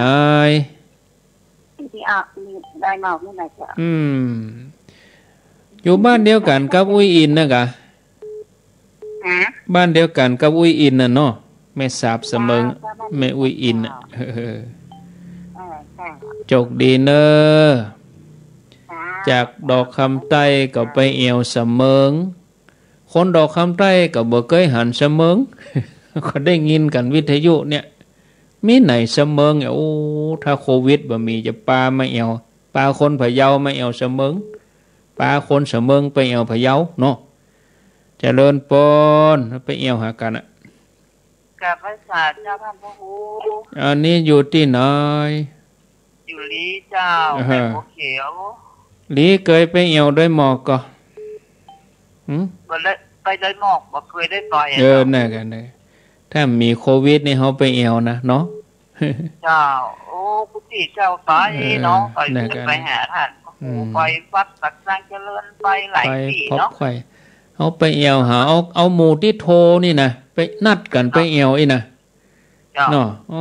หมู่พะเยาที่โทรายการเนี่ยเขาเป็นปะกันหน้าพระเจ้าตนหลวงเลยนะอย่าม่วนดีเหมือนกันนะเนาะเจ้าก็เกิดอยู่หรอกที่เขาเคยไปหันไปนี่เนาะไปปะกันเจ้าแสดงตัวออกมาอีนะอันนี้แม่แกงแม่อันอย่างก็แม่กองแรงเลยแม่กองแรงเลยนี่แม่แสงท้องเลยนะเนาะเจ้าเคยไปหันได้ยินเสียงไปหูจักกันนี่เนาะน่ากันฟังวิทยุตลอดอ่ะเจ้าฟังตลอดเจ้าโชคดีเนอะเจ้ากับไว้สาท่านเมืองลีจากเมืองลีไปแอวที่ไหนเจริญปนเจริญปนติดแล้วครับอย่างป้ออย่างก็ป้อทอนครับป้อทอนอยู่ที่ไหนอำเภอจังหวัดแม่เรียบครับแม่เรียบครับแม่เรียบบอกครบกับป่อตำบลชุกชัยอำเภอดอยหลวงครับอันกะดอยหลวงเจียงไฮ้เนาะครับฟังดอยหลวงเจียงไฮ้ครับอันนี้ใกล้อำเภออย่างใกล้อำเภอพานกับป่อใช่ครับอำเภอดอยหลวงดอยหลวงแล้วก็อันใกล้อย่างใกล้สถานีอย่างฟังสถานีอันดารุณีครับดารุณีเนี่ยดารุณีแต่ว่าคลื่นอะไรอย่างนะกะคลื่นอย่าง99กะ106กะคลื่นอย่างป่อหูจักก็คลื่นดารุณีเนาะเป็นอย่างคลื่นดารุณีนะเนาะขอบคุณเนอะคือโดยหมอกอย่างกะโดยหลวงนี่จะอยู่ใกล้อำเภออย่างปลาแดดกะไก่เหมือนกันนะอำเภอโดยหลวงนี่ถ้าอย่างอำเภอพานนี่เจริญปอนฟังพานเรดิโอแน่นอนฮัลโหลจากที่ไหนแม่สายเจ้าอำเภอแม่สายแม่สายเจ้าอำเภอแม่สายก็ว่าชื่อแม่สาย ก้งลีโออ๋อสันโก้งอำเภอแม่สายแล้วคนโทรมานี่ชื่อหยังชื่อบัวขี้เจ้าแม่บัวคลี่เจ้าฟังที่อำเภอแม่สายกะเจ้าโอ้ไกลเหมือนกันแม่สายฝนตกก็แม่ฝนตกก็บ่ตกเจ้าแหมสักประมาณเกินเดือนนี่จะเข้าหน้าหนาวแล้วนะเนาะจะหนาวแล้วเนอะจะออกวาษาแล้วโอทนาสาธุแหมเศร้าก็วันเนี่ยออกวาษาละเจริญปอนมือเวยไปหน่อยขอโทษหน่อยแม่เนอะเจริญปอนไปสาเจ้าท่านพระครูโทษจากไหนโทษจากบ้านฝั่งข้อใต้จะมดประหงอำเภอพานจังหวัดเชียงรายเจ้าอำเภอพานนี่มาแล้ว99.25เนาะเจ้าฟังชัดดีกะเจ้าพังชัดจับดีแล้วเจ้าเคยได้ฟังก็ชัดที่สุดพังค่อยจากนะฝากบอกไว้ฟังกันหลายเนาะเจ้าเคยได้ยินเมื่อก่อนก็ดอยหมอกเวียงหัวเป้าอ่ะคนทั้งปุ่นเขาก็มาเหมือนกันก็มาขุดแหล่มาเนี่ยมารับจ้างกันเนี่ยเมื่อก่อนประกอบไปมาหาสู่กันแล้วเนาะโอ้เมืองพานนี่ลำวงปุ่นก็ดังเหมือนกันนะเนาะดังกะเจ้าแม่ข้าวต้นเห็นลำพงพานทองเห็นลำวงบะเก่าอ่ะฟังกันหลายเนาะเจ้าฟังกันหลายฟังกันไปถึงวันเจ้าม่วนใจอันค่ายมแม่โทรไปบอกเป็นเด้อคุณฟังกันนักดีว่าถ้าโทรติดก็รายงานบอกเนาะเจ้าเป็นตัวแทนเนาะเจ้าโชคดีเนอะโชคดีโชคดีเมืองพานปุ่นเนาะนี่จากแม่สายไปเมืองพานเจริญปอนเจ้าอันนี้แม่แก้วแม่สายได้เนอะแม่แก้วอำเภอแม่สายเจ้าในงานบ่แหล่นั่นนะแต่ก่อนบ่ละอ่อนคนก็ไปร้องลองเล่าให้ฟังก็ไปอันพุทธเนาะอายุอะไรมาอันเจ้าเมื่อก่อนน่ะเมื่อป่อละอ่อนมาอันน่ะอันนี้ค่ะได้สักตัวใดนี่เช้าไปอยู่เนาะได้แต่งงานกันเตี้ยก้าได้แต่งงานกันเตี้ยก้าเมื่ออันแต่งแล้วปี2512อ่ะคนไปกันไปคุดแหล่คุดโดไปข้างแหลกโยนสตังมา50สตังว่ะไปแถมกำนึงไปวิทยุมาเครื่องนึงไปแถมกำได้มาสัก2-300เนี่ยไป3ยก5ยกก่อนโดคนไทยจะนักเนาะโอ้นักขนาดหรอมานอนแฮมแก้มมือกันเนี่ยเนาะเจ้าไปนอนแฮมกันก็แต่เจ้านี่ไปนะอยู่แถวแม่สายปุ่นนะแล้วมาคุดแหล่เพ่ไปบ่แหล่ก็มอกน่ะโอ้ปดโตไปคุดไปเจาะกะมีชอบมีหล่อนมีหยังหมดอ่ะโดเพิ่งมาคนนี้พร้อมหมดอ่ะแปลว่าเคยมาแล้วเนาะไปละป่อละอ่อนนี่ไปละแล้วเดี๋ยวนี้เปิ้นมีไหนโยมป่อมีไหนเดี๋ยวนี้เสียชีวิตไปได้9 ปีแล้วเจ้าอ๋ออายุเท่าใดอ่ะเปิ้นเสียชีวิตอายุเท่าใดตั้งมาอันคนเสียชีวิตนั้นอายุเพิ่นได้66ก็อย่าถึง70ว่ะถ้าคนยังเดี๋ยวนี้ก่อน70ไปเนาะ78เข้ามาเนี่ยจ้ะเท่ากันเนี่ยเท่ากันถึงยกแม่เนี่ยไปพบกันที่ดอยหมอกพุ่นกะ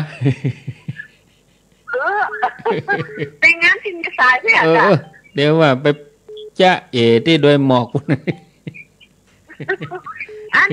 ยกแม่แต่งไปพอละอ่อนนั่นคนไปกะ อืมโอ้ดีละยินดีเนอะที่ฟังกันนะอ๋อยินดีที่ฟังกันเนาะขอบคุณนี่อยู่แม่สายปุ่นนั่นเนาะอำเภอแม่สายเปิ้นชื่อแม่แก้ว0998366322เจริญพรนมัสการครับผมอ้าวอยู่ตรังใดปออกอยู่วังเหนือครับพ่อครูดิเลกแม่น้ำครับผมโอ้โหได้ยินเมินเลยเนี่ยเมินแล้วไม่ได้โทรหาท่านครับผมฟังทุกวันครับสบายดีเนาะครับพ่อครูลองเล่าเรื่องราวโดยหมอกให้ฟังเคยได้ยินเนาะผมไม่เพราะว่าอย่างเมื่อก่อนเป็นบางคนครับที่บ้านดอนแก้วนี่ก็ไปขุดครับเนาะแต่ก่อนน่ะเพิ่นก็เล่าฟังว่าโอ้ตอนนั้นคนนักนานไปขุดก็เกิดขุดไปขุดมาเกิดถล่มเนี่ยได้ยินเขาเล่านะเป็นตำนานเล่าขานกันมาเลยเนาะครับผม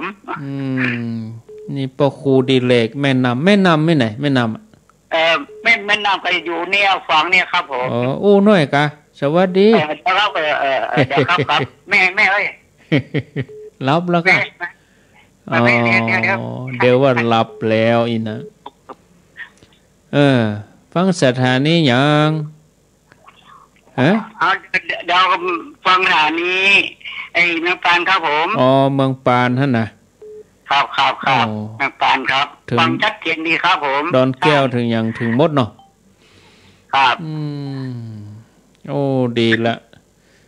นี่ไหนแม่พร้อมกันพร้อมเตี้ยกันรับแล้วกันเดี๋ยวครับไม่เอ้ยโอ้ยน้อยแล้วก็แล้วใจอ่ะน้อยไปไหนนี่ฟังด้วยกันท่านดิแม่นำก็ตาเจ้าท่านพระครูแม่นำเนาะเหมือนแล้วเนาะจ้าเนาะเหมือนน่ะก็ฟังตลอดนะท่านฟังมาเจ้าฟังมาคำเจ้าวันนั้นกระติบไอ้หมอนนัดเสียที่ว่าวันที่19ไปเป็นยังปุ่นวันบรรจุพระธาตุวันยกชัดแห่ม 2-3 รอบก่อนแม่เจ้าได้ก่อยไป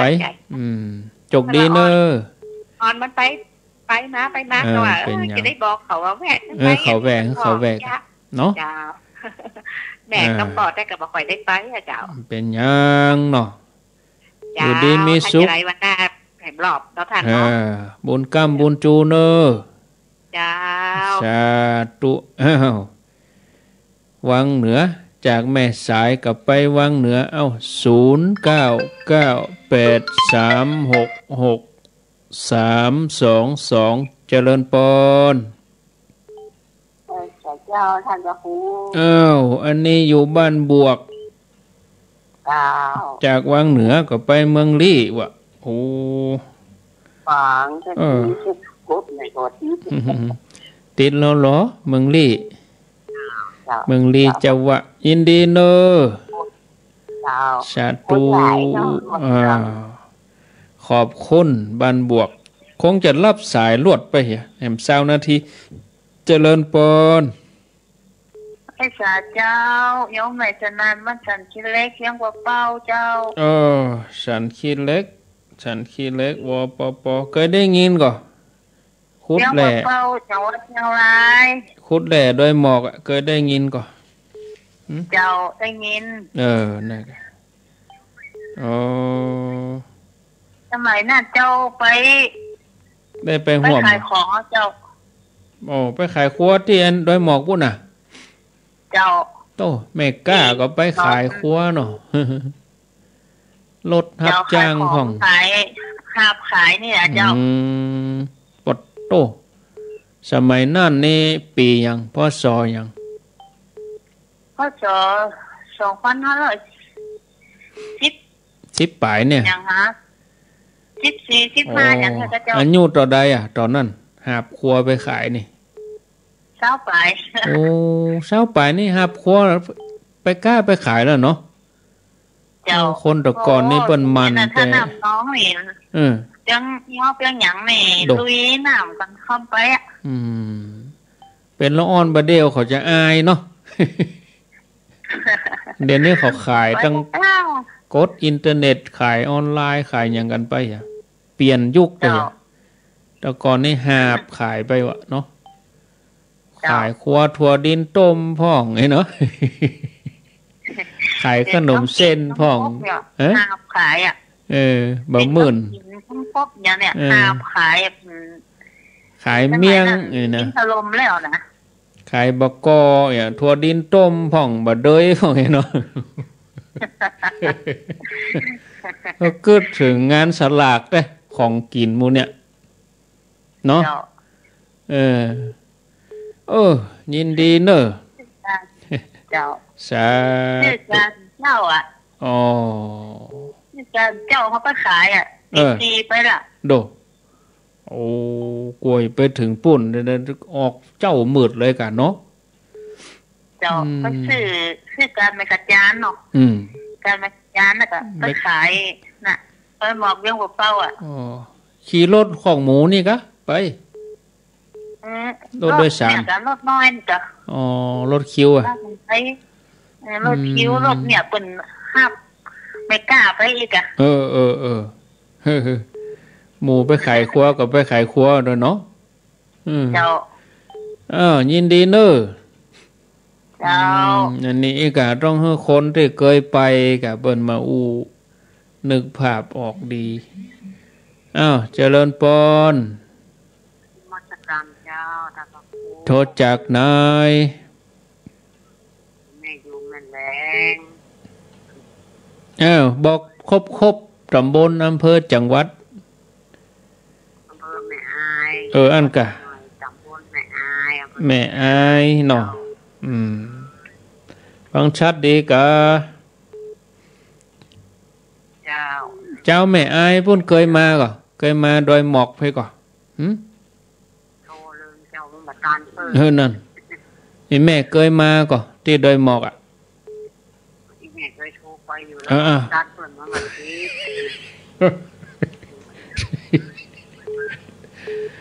นี้แม่จะไม่เขาถามว่าไปได้ไฟอ่ะจ้างจะไปด้วยไฟถึงสมัยตะก้อนกับแม่เคยได้ยินว่ะเคยได้ยินก่อไม่ได้ยินเสียกาได้ยินมาเท่าเนี่ยกาได้ยินไปเดียวนี้กาได้ยินดูกะแม่แต่งเป็นคนแม่แต่งกะเจ้าแต่งเอาใครมาอยู่เนี่ยอายุ17มาอยู่มันเป็นอย่างยินดีเนอะอุ้ยเจ้าอยู่แม่อายเป็นคนแม่แต่งแต่มาอยู่แม่อายเจริญปอนนมัสการเจ้าโทษจากนายจากป้าปังนิ้วอำเภอยังกับป้าปังนิ้วนี่คงได้ยินแน่นอนอ่ะปังนิ้วนี่ ต้องถามอายุตัวอายุเท่าใดอายุ67จ้า67ย้อนไป2514ตอนนั้นอายุประมาณเท่าใดแม่ตอนนั้นอายุ17จ้ะแล้วได้ยินที่เพิ่นอันดอยหมอกถล่มเนี่ยได้ยินว่าไม่เจ้าก็ได้เกิดเป็นมีเหนือกับต้นตอยกันอีแม่คนในครอบครัวเคยไปอยู่หั่นกะประสบเหตุกะไผมาอย่างนี้กะไปขุดจ้างคนไปขุดอยากเจ้าไปจ้างไปรับจ้างหรือว่าจ้างคนไปขุดจ้างคนไปขุดเป็นเมืองของเป็นหุ้นของเอาเนี่ยกันแล้วก็จ้างเขาไปเนาะเจ้าคนเป็นจัดหลายร้อยกะเป็นคนที่ไปขุดเป็นปันเลยกะขนาดหัวจิ้มเห็นเนาะโธ่เอ็นดูเปลี่ยนเมืองถล่มอ่ะเนาะทั้งนี่คำนายอ่ะเนาะฝั่งทั้งเป็นน่ะเจ้ากันเลยเขาไว้ออกมาอ่ะระยะไปก็กลัวเพื่อไปจ่ายเนาะทำได้กี่ปีทำได้สัก 2-3 ปีนะเจ้าเพราะว่ามันถล่มนักลำไส้อ่ะเนาะ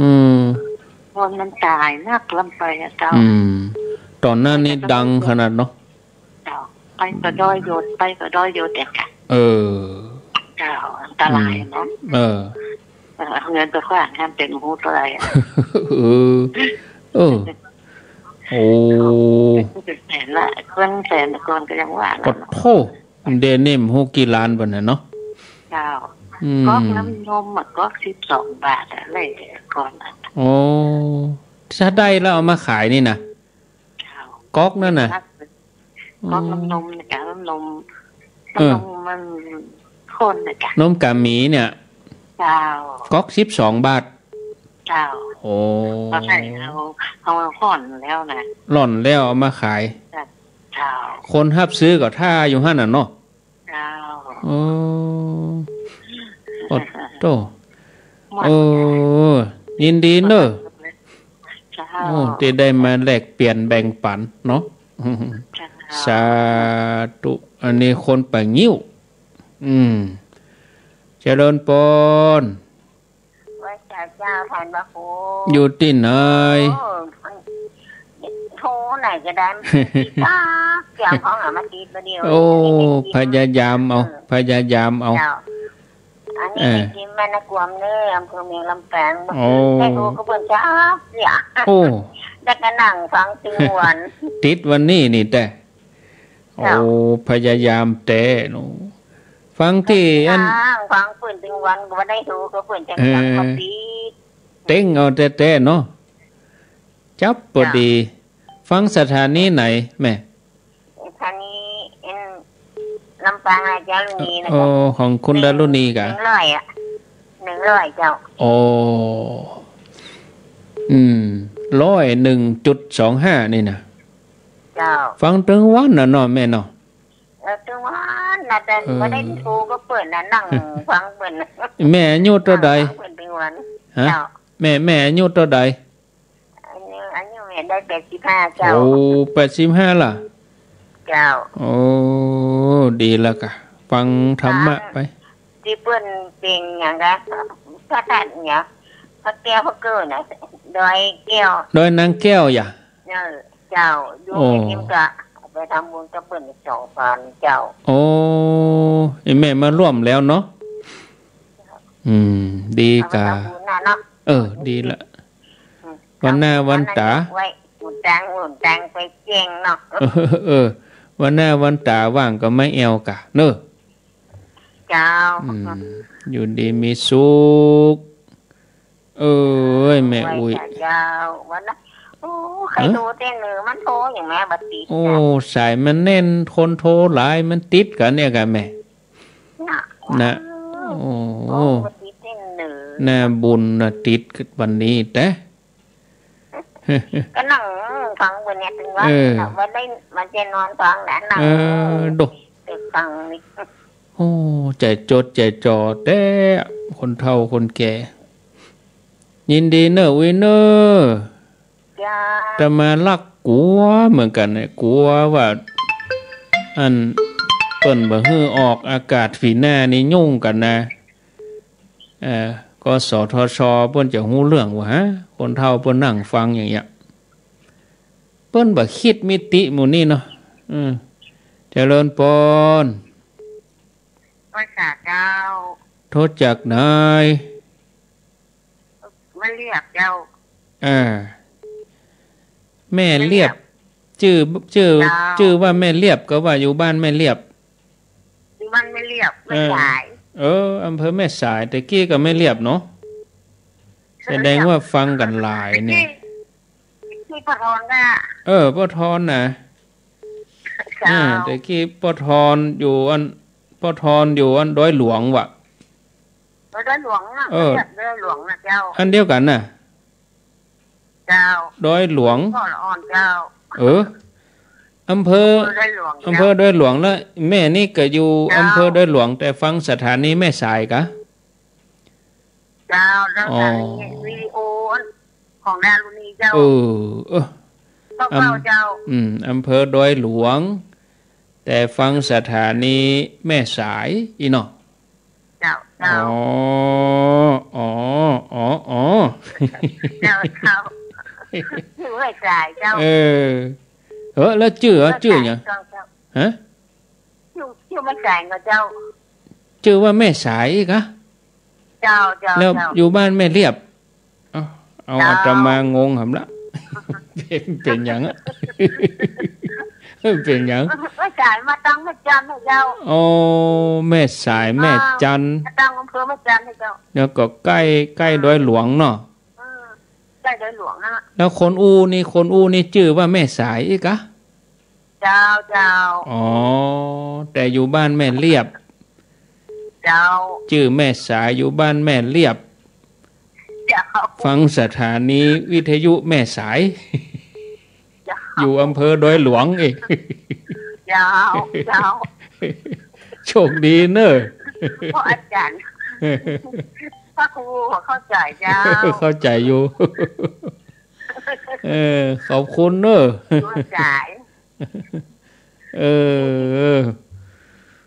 เจริญปนเขาเคยไปเนาะก็หูอย่าบะเดียวนี่ดอกเจริญปนมีวิทยุได้ไปเอี่ยวกุฏิจากที่ไหนจากอำเภอลีบ้านกลางเจ้า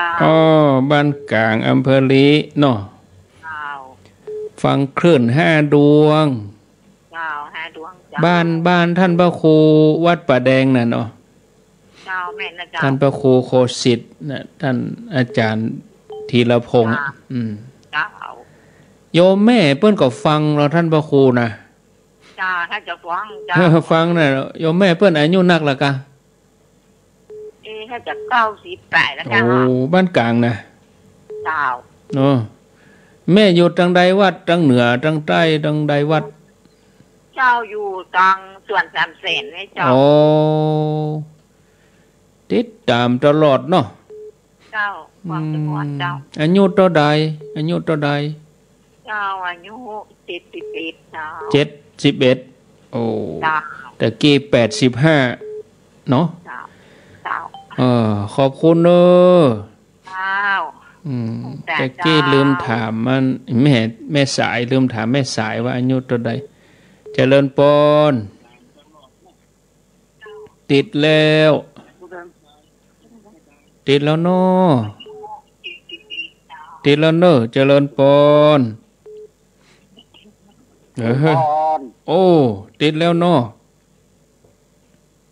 สวัสดีครับผมโอ้สวัสดีฟังทางโทรศัพท์นี่เนอะครับผม